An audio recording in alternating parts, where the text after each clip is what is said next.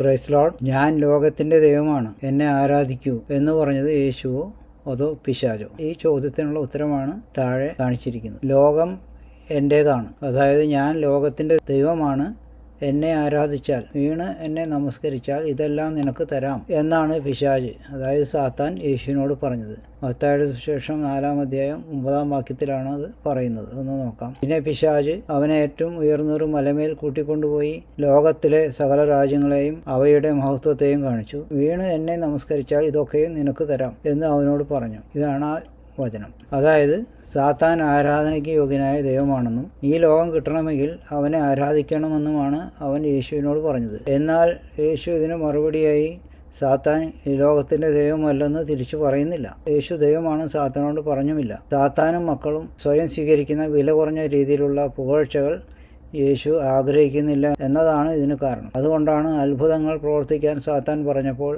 യേശു അത് ചെയ്യാതിരുന്നത്. പിന്നെ 1 യോഹന്നാൻ 5:19 സർവ്വലോകവും ദുഷ്ടൻ്റെ, അതായത് സാത്താൻ്റെ അധീനതയിൽ കിടക്കുന്നു എന്ന് എഴുതിയിരിക്കുന്നു. അതും വായിക്കാം. 1 യോഹന്നാൻ 5:19 നാം ദൈവത്തിൽ നിന്നുള്ളവർ എന്ന് നാം അറിയുന്നു, സർവ്വലോകവും ദുഷ്ടൻ്റെ അധീനതയിൽ കിടക്കുന്നു. ഇനി അടുത്ത് വായിക്കാം. അപ്പോൾ ഞാൻ ലോകത്തിൻ്റെ ദൈവമാണ്, എന്നെ ആരാധിക്കൂ എന്ന് പറഞ്ഞത് യേശു അല്ല, സാത്താനാണ്. എന്നാൽ കാൽവരി മലയിൽ സാത്താനെ തൻ്റെ മരണത്താൽ തോൽപ്പിച്ചതിന് ശേഷം ഉയർത്തെഴുന്നേറ്റ് പിതാവിൻ്റെ അടുത്ത് പോയി തിരിച്ചു വന്നതിന് ശേഷം സ്വർഗത്തിലും ഭൂമിയിലും സകല അധികാരവും തനിക്ക് ലഭിച്ചിരിക്കുന്നു എന്ന് യേശു മത്തായി 28:18 പറഞ്ഞിരിക്കുന്നു. അതൊന്ന് വായിക്കാം. മത്തായി 28:18 യേശു അടുത്ത് നിന്ന് സ്വർഗത്തിലും ഭൂമിയിലും സകല അധികാരവും എനിക്ക് നൽകപ്പെട്ടിരിക്കുന്നു.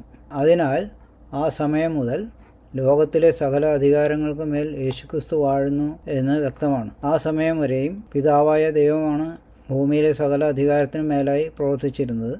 ദാനിയേൽ 4:17 അത് വായിക്കാം. അത്യുന്നതനായവൻ മനുഷ്യരുടെ രാജത്വത്തിന്മേൽ വാഴുകയും അതിനെ തനിക്ക് ബോധിച്ചവന് കൊടുക്കുകയും മനുഷ്യരിൽ അധമനായവനെ അതിന്മേൽ വാഴിക്കുകയും ചെയ്യുന്നു എന്ന് ജീവനോടിരിക്കുന്നവർ അറിയേണ്ടതിന് ഈ വിധി ദൂതന്മാരുടെ നിർണയവും കാര്യം വിശുദ്ധന്മാരുടെ കൽപ്പനയുമാകുന്നു. സാത്താൻ ഇപ്പോഴും ലോകത്തിൻ്റെ മേൽ അധികാരമുണ്ടെങ്കിലും അതിനുമേൽ യേശുക്രിസ്തു വാഴുന്നു എന്നാണ് മത്തായി 28:18 അർത്ഥമാക്കുന്നത്. അത് നമ്മൾ വായിച്ചതാണ്. സാത്താൻ ഇപ്പോഴും ഈ ലോകത്തിൻ്റെ അധികാരമുള്ളതിനാലാണ് ദൈവവചന വിരുദ്ധമായ പ്രവൃത്തികൾ, ഉദാഹരണമായി വിഗ്രഹാരാധന ചെയ്യുന്നവരെ സാത്താൻ അനുഗ്രഹിക്കുന്നതും ഈ ലോക നന്മകൾ കൊടുക്കുന്നതും. യേശുക്രിസ്തുവിൻ്റെ കൽപ്പനകൾ അനുസരിക്കുന്നവരുടെ മേൽ സാത്താന് യാതൊരു അധികാരവുമില്ല എന്ന് മാത്രമല്ല, സാത്താൻ്റെ മേൽ ദൈവമക്കൾക്ക് അധികാരമുണ്ട് താനും. ലൂക്ക 9:1, യോഹന്നാൻ 14:12 അത് നോക്കാം. ലൂക്ക 9:1 അവൻ പന്തിരുവരെ അടുക്കൽ വിളിച്ച് സകല ഭൂതങ്ങളുടെ മേലും വ്യാധികളെ സൗഖ്യമാക്കുവാനും അവർക്ക് ശക്തിയും അധികാരവും കൊടുത്തു. ഇനി അത് കഴിഞ്ഞ് യോഹന്നാൻ 14:12 ആമേൻ ആമേൻ ഞാൻ നിങ്ങളോട് പറയുന്നു,